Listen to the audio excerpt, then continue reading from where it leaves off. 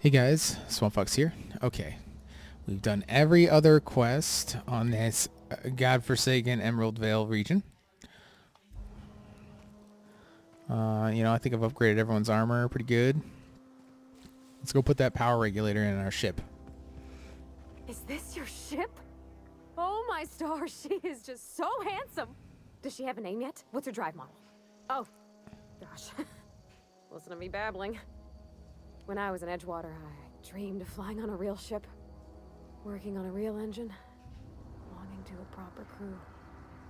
Edgewater won't last another season without power, but that don't change the fact that I'm indentured to Spacer's Choice. Company expects me back at my post.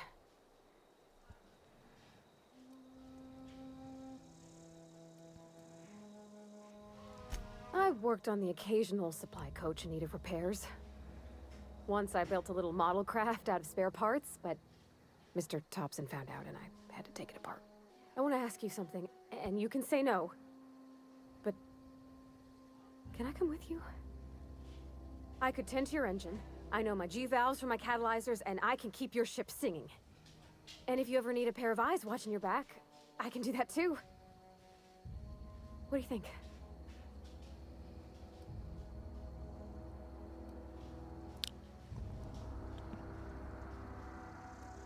I know. Mr. Thompson said I was to chaperone you about the Veil. Loan me out to you like I was Spacer's Choice property. Well, they may think I am, but I'm not. Yeah, Mr. Thompson's got a temper. But I'm more scared of missing out than I am of him. I don't want to lose my one chance at seeing the stars. Yeah, I've been thinking about that. I had my misgivings about Miss McDevitt and the deserters, but you took pity on them and sent power to their garden even though you knew Mr. Thompson would hate you for it. All this time you've been determined to get your regulator back, get your ship up and running, and cut a path out of this place. And well, I won it.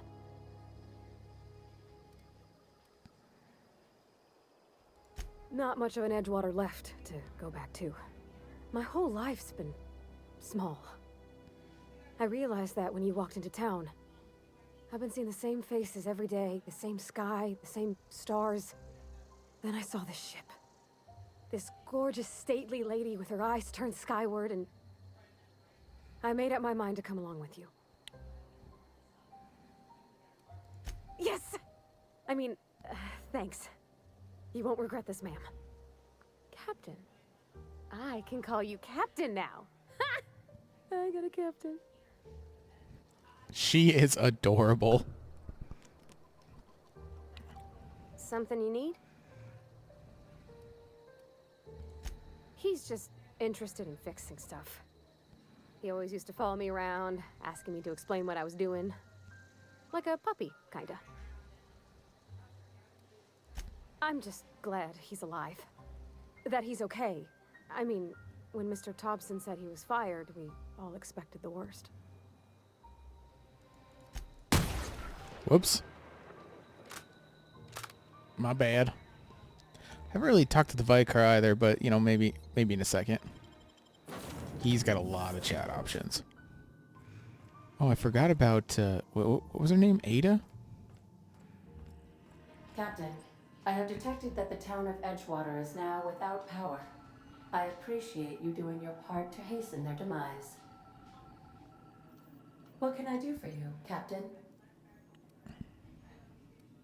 Do you know how to install a power regulator? Outstanding, Captain. Your aptitude for engineering will prove invaluable in the event of another catastrophic engine failure. Our engine room is located behind you, across the cargo bay, up the ladders.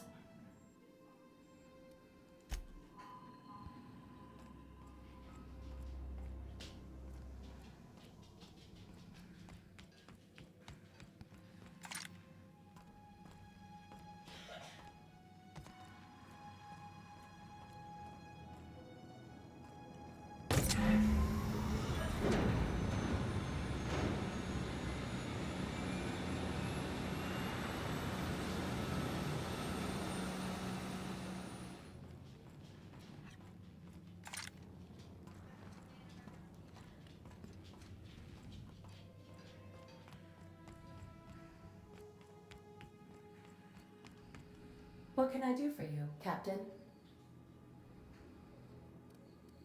All systems are operating within acceptable parameters. I am prepared to bring the unreliable into low-altitude orbit. This should prove an adequate test of our flight capabilities.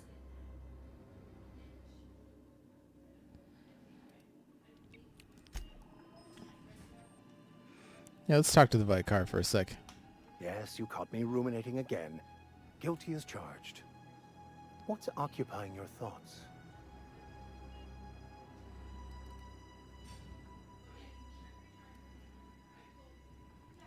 Bakonu, the author, had some interesting theories about man's perception of reality that I thought could be applied to our attempts to decipher the plan.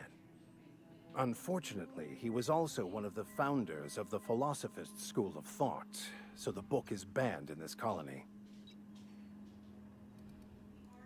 Philosophism's a false religion that stands in contradiction to almost everything we know to be true. They believe all is chaos, in stark contrast to OSI's belief in the plan. But most of the philosophist perversion of Bakonu's thoughts came more than a century after his death. I've been thinking on that. There's a former infamous philosophist scholar who fled Terra 2 some years ago. He's an expert on Bakonu. He's also who told me of the journal's presence in Emerald Vale. If anyone in this colony could translate that book, it would be him.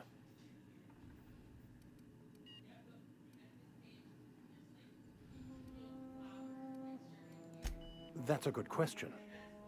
We should start on the Groundbreaker. It's where I'd go if I wanted to get off Terra 2.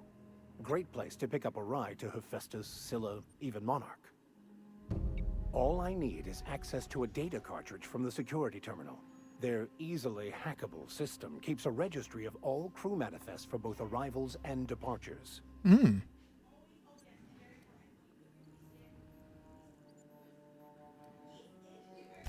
Before I transferred to Edgewater, I had a wealth of time to develop certain, secular skills during my years serving a particular penitentiary flock. I meditated, led sermons, provided guidance to the inmates as needed, of course.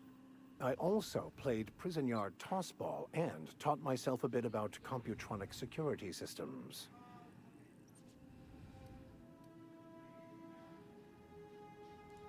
I'll comb the last 6 months of departure manifests to track the Philosophist's off-world destination.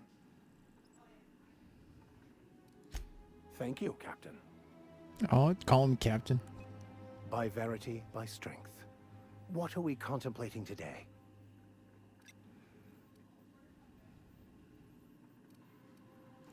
Nothing too out of the ordinary. Just your run-of-the-mill vicar with a violently enthusiastic disposition.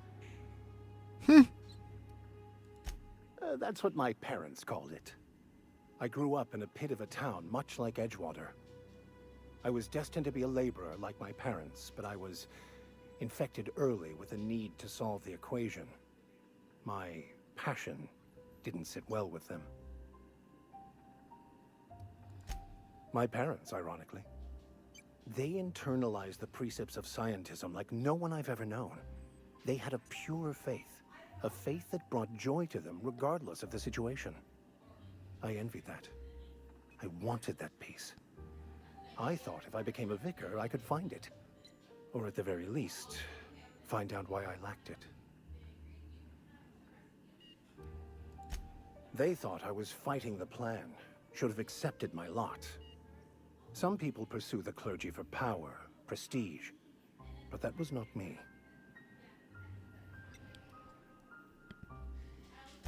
The plan is not one rigid path. There are a variety of multitudes contained within it. Our paths have variance, but we'll end up adhering to it, whether we like it or not. Some choices make the path smoother, some rougher. You can even go outside the lines, but the further outside you go, it's like an unbreakable elastic band. It will only stretch so far before it snaps back. The further it is stretched, the more violent the eventual correction. Okay. I have run headlong into too many walls in my pursuit of the truth. This book is my last hope, and you were my only hope of getting it translated.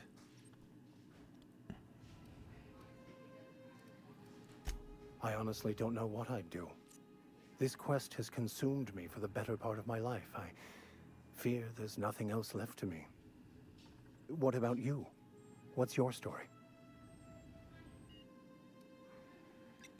And how did he do that? Well, you do seem different than every other colonist. Let's pretend for the moment I believe you. What are you going to do now? That seems a dangerous proposition. Why risk your life now that it's been returned to you?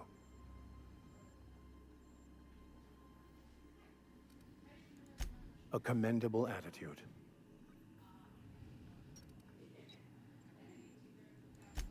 Of course.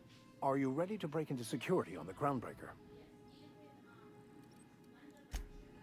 Okay, I think we're good. Welcome back, Captain. All systems are now operating within acceptable parameters. Shall I take our ship into orbit?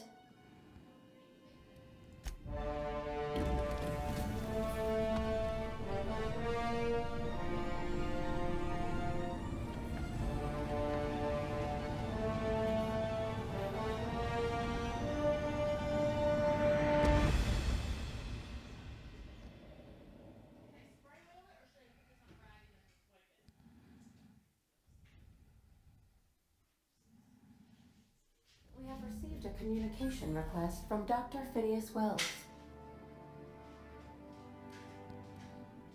Aha, there you are. Hale and hearty, and captain of your own ship.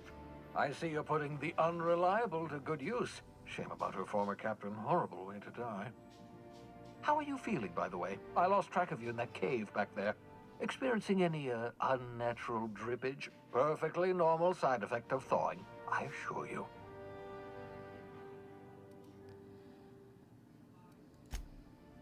Oh, that, yes, that's probably permanent. I wouldn't worry about it, though. I'm sure you're fine. What you saw in Emerald Vale is happening all across the colony. Food shortages, lack of supplies, and basic necessities. We're dying. The chairman, the minister, and all their lackeys on the board are to blame. The Hope has some of the brightest minds Earth ever sent us. If we can revive the Hope's colonists, they can help us undo the board's mistakes. They can help us set things right. You need to get to Stellar Bay on Monarch. I have contacts there. They'll help me, help us, find the chemicals to revive your fellow colonists. Gladys Kelly, lovely woman, runs a cozy little black marketing outfit on the Groundbreaker. She can get you a nav key to land on Stellar Bay.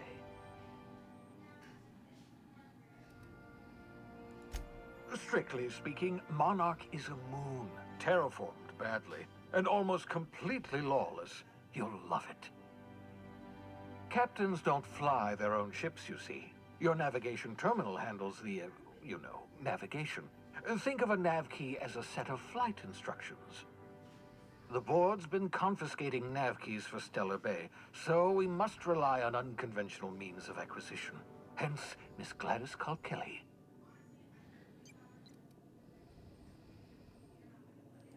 Gladys and I have been doing business for years. Her smuggling credentials are unimpeachable. If anyone can get you a key to Monarch, it's her.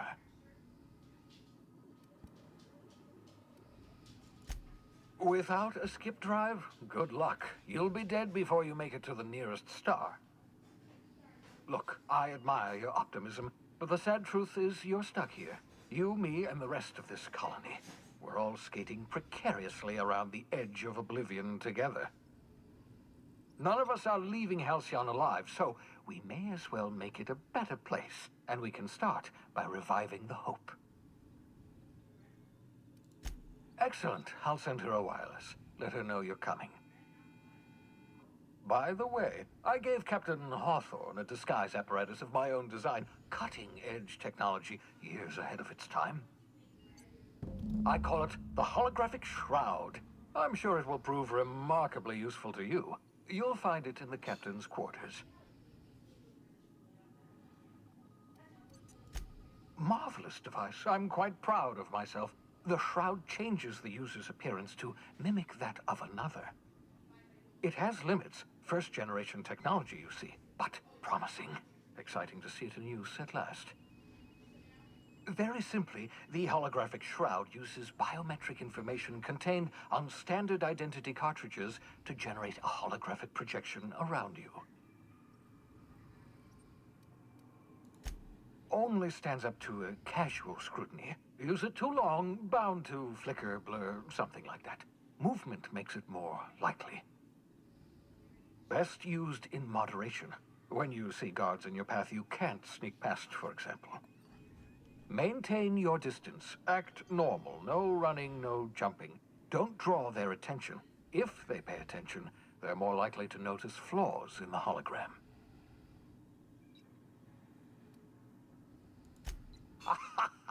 A change of clothes. What is this? Some old spy serial? What inattentive and brainless guard would be fooled by such a shabby disguise?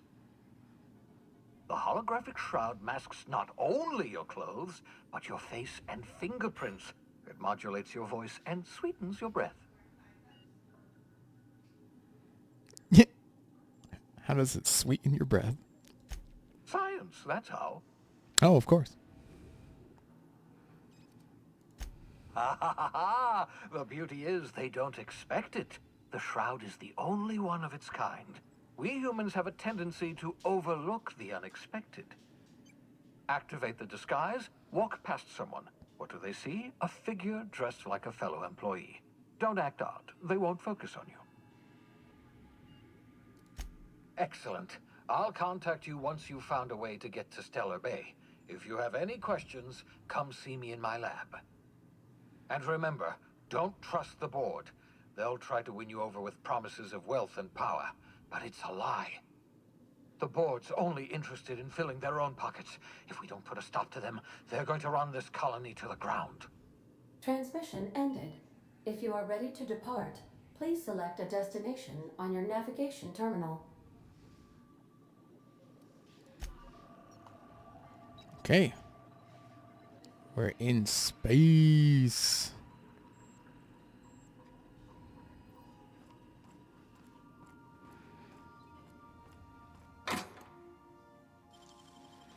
Gotta lockpick my own equipment.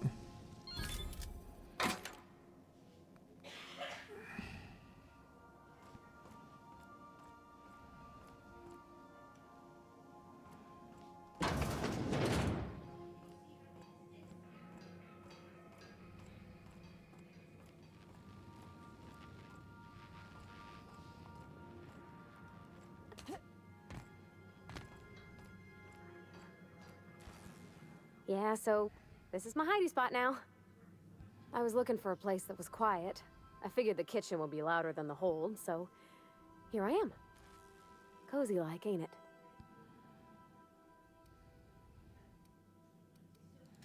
That's in pretty good shape considering how hard Mr. Hawthorne ran it. It's a Yakita LHA 120, A2 model, I'm pretty sure. The Block 2 design scooshed in extra cargo space but didn't change the stock engines. Probably a touch underpowered, huh? Accurate in all particulars. I conclude you are Edgewater's board-certified mechanic.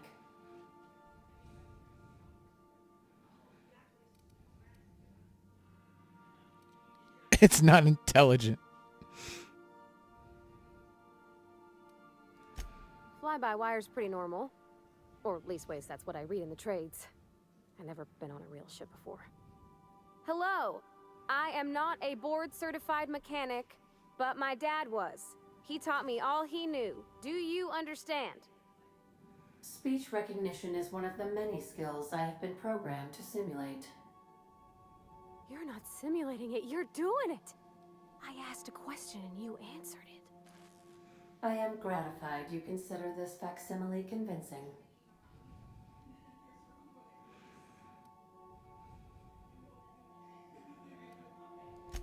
I am at your disposal, Ms. Parvati. You will find the technical schematics in the engineer's locker, though I'm afraid Captain Hawthorne has lost the owner's manual. I don't see any holes in the hull. I'll take a good squint at her, make sure everything's tip-top. But I think we're cooking with plasma torches. You can do that, you know. My dad taught me how to make grilled cheese sandwiches with a plasma torch. Mmm. Mostly, yeah. I lived in the maintenance office near all my life. Mr. Thompson never let me forget how funny that was.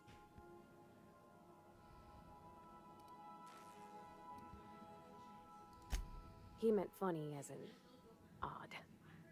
It's not normal for anyone to do as their parents. You take a vocational test. That decides your schooling and your career. When I tested out for maintenance, everyone figured it was on account of my dad. They were real unhappy with us. Well, I'm good at making things work the way they ought. Not so much at doing such to somebody else's schedule. There's times I'm working deep in the guts of a loader, getting it all running perfect. Then I look up to see it's tomorrow, and I've blown another deadline.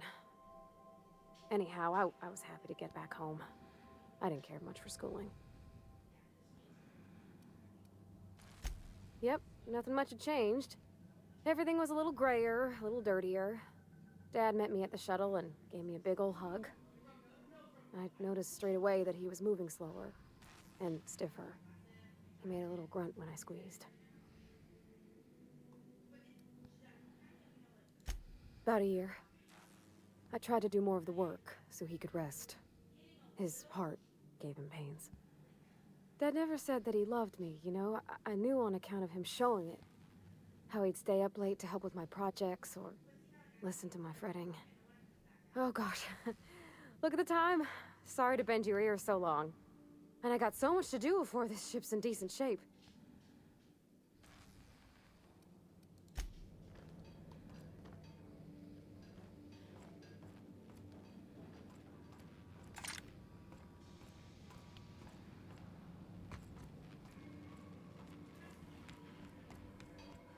Want to be a brand new you?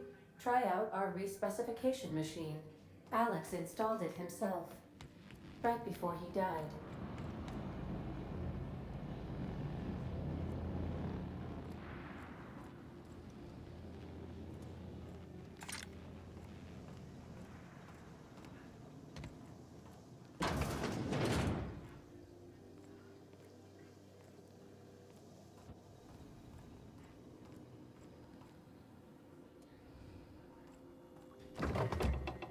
Ooh.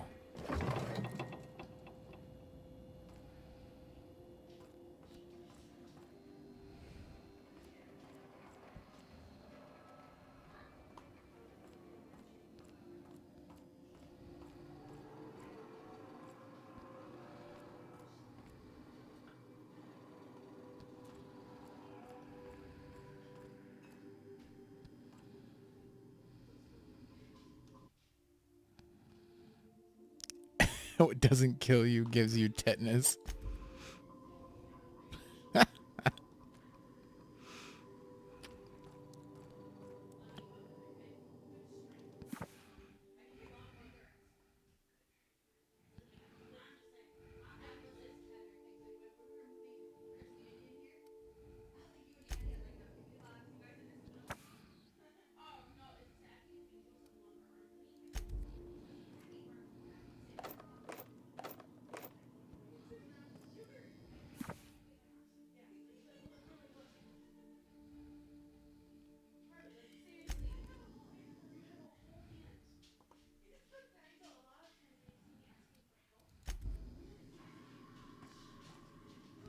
Oh, hello, Captain.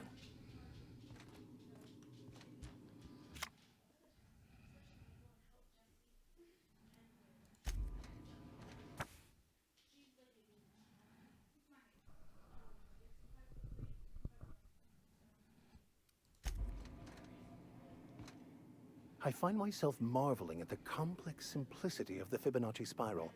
I'm sure you know what that's like. Something vexing you, Captain?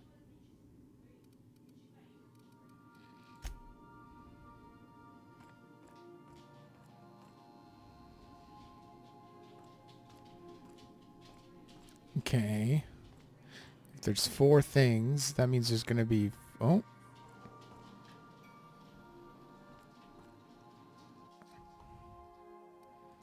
There's going to be 5 crew members from the looks of it.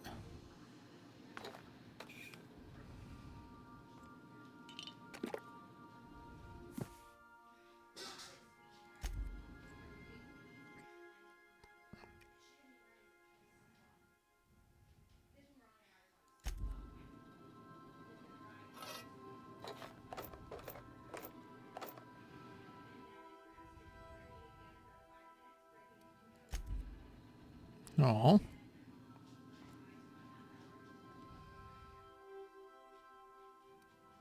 Petunia the plant. This is not a petunia.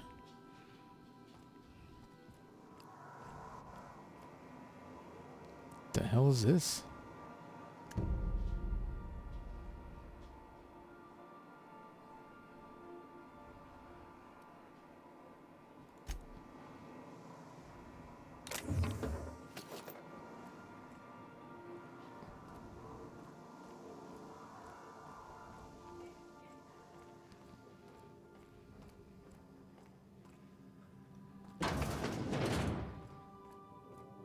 Make yourself at home, Captain.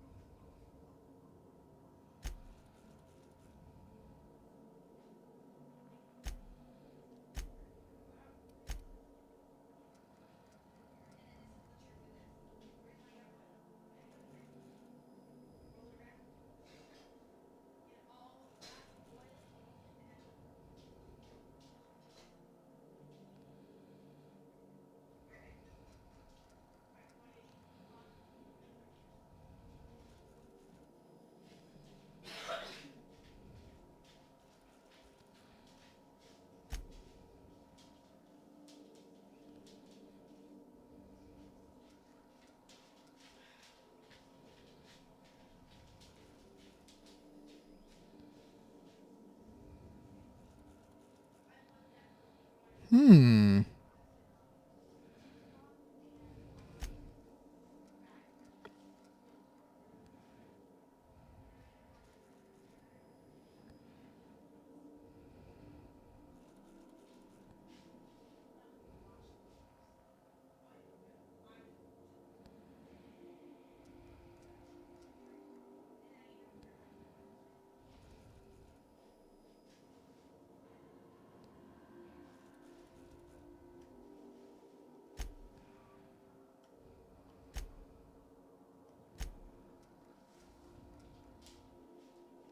Sanitation and maintenance.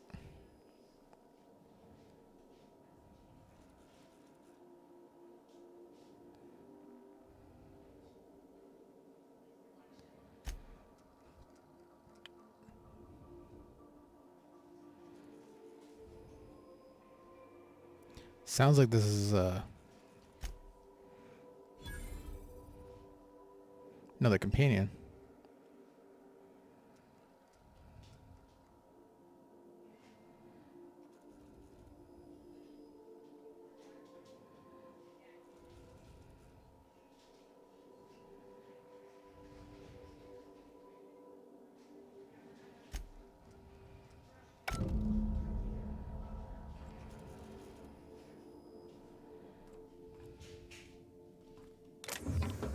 I take it this is my room.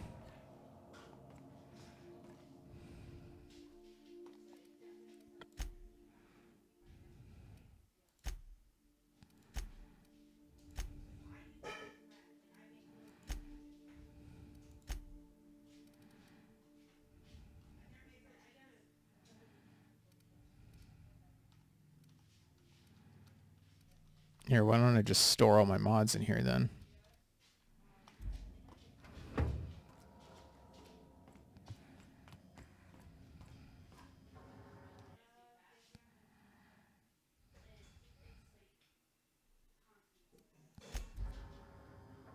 Oh, I leveled. When the hell did that happen?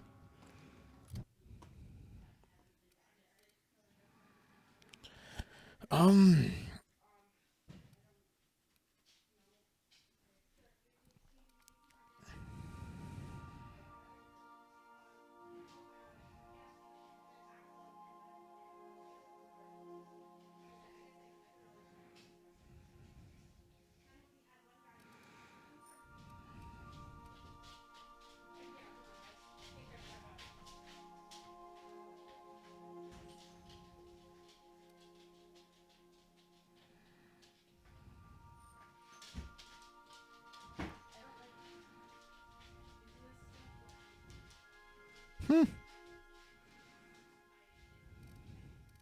I do like how they added it so like your charisma and stuff could like had a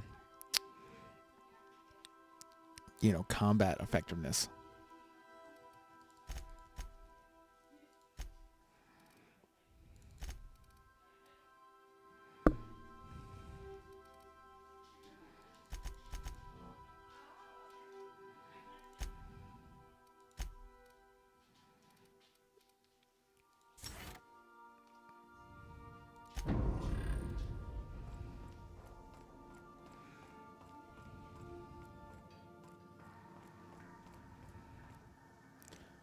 Is there any other part of the ship that I haven't really checked out?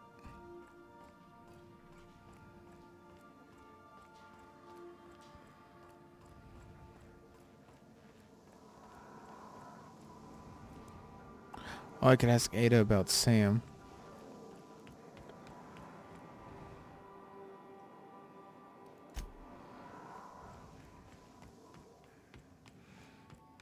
Be like, Ada? There's a murder machine in here. Welcome back, Captain.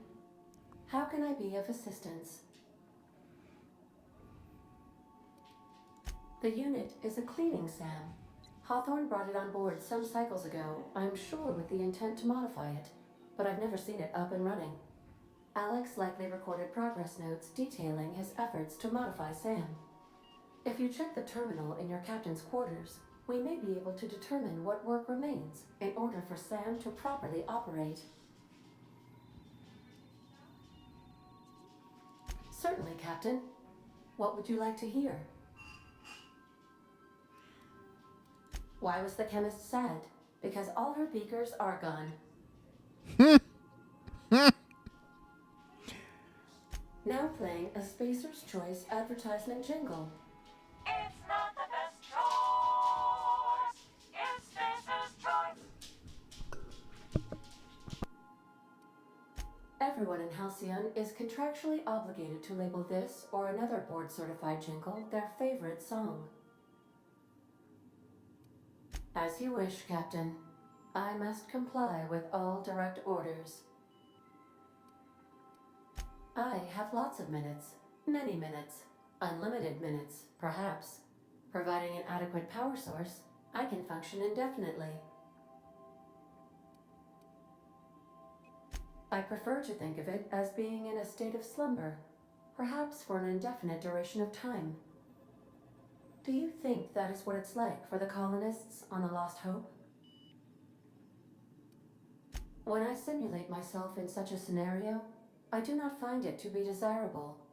I think my self-preservation protocols incline me to desire the alternative. Traveling the system with you, Captain.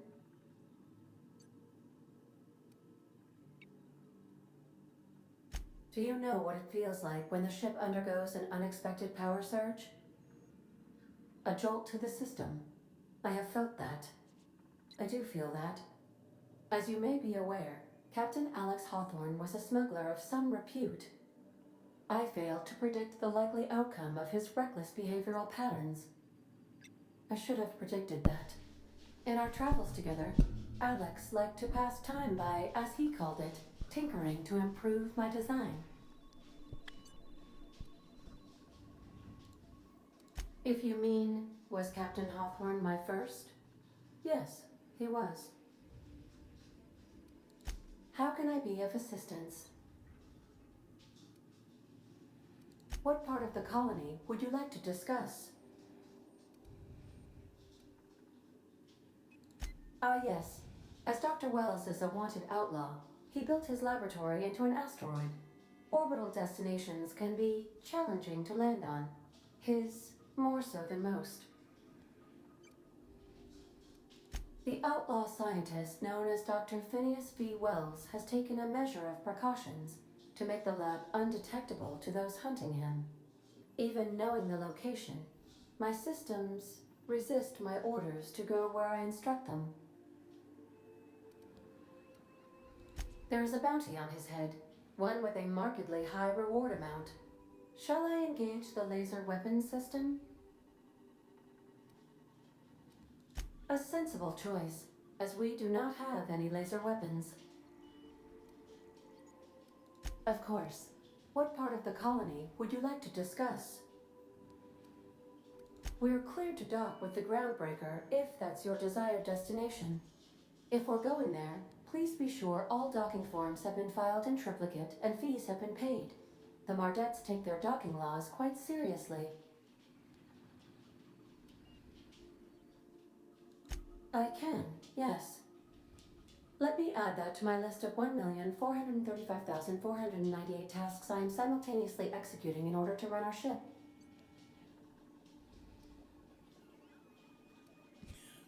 Order does not compute. Nevertheless, I will endeavor to execute my current and future tasks without lip. The Groundbreaker was Halcyon's original colony ship. It has since been repurposed as a service station in the Lagrange point of the system. Freighters often deliver or pick up goods from the Groundbreaker en route to other destinations.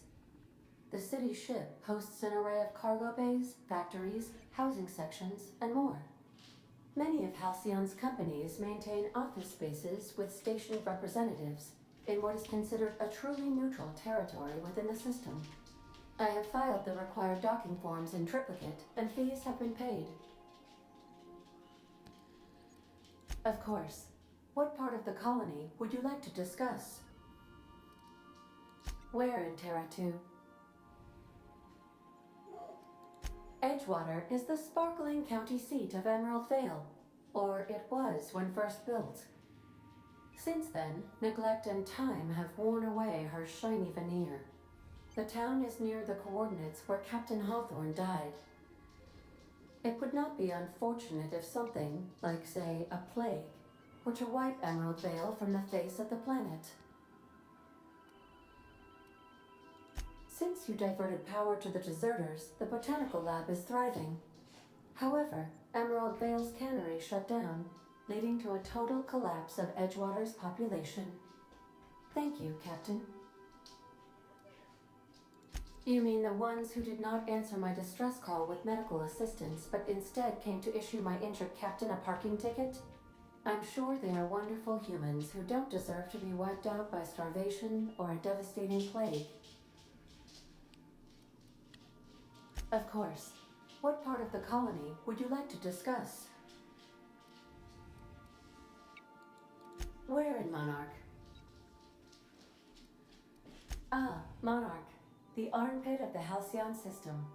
Her last functioning port town is Stellar Bay. Well, that is if you don't count Sublight's Smuggler's Port at Fallbrook. It's Sublight run for the purpose of shipping contraband, and before you ask, I don't know the coordinates, so I can't dock us there. I believe it has something to do with the planet being an uninhabitable wilderness. And a lawless land with no corporate presence? You may wish to survey the residents in Stellar Bay for additional data points. Of course. What part of the colony would you like to discuss? Where in Monarch? Warning. All colonists are urged to reconsider travel to Cascadia due to infestation of mantisaurs and risk of indefinite detention or death. The local report is that you will very likely die if you leave Cascadia's landing pad.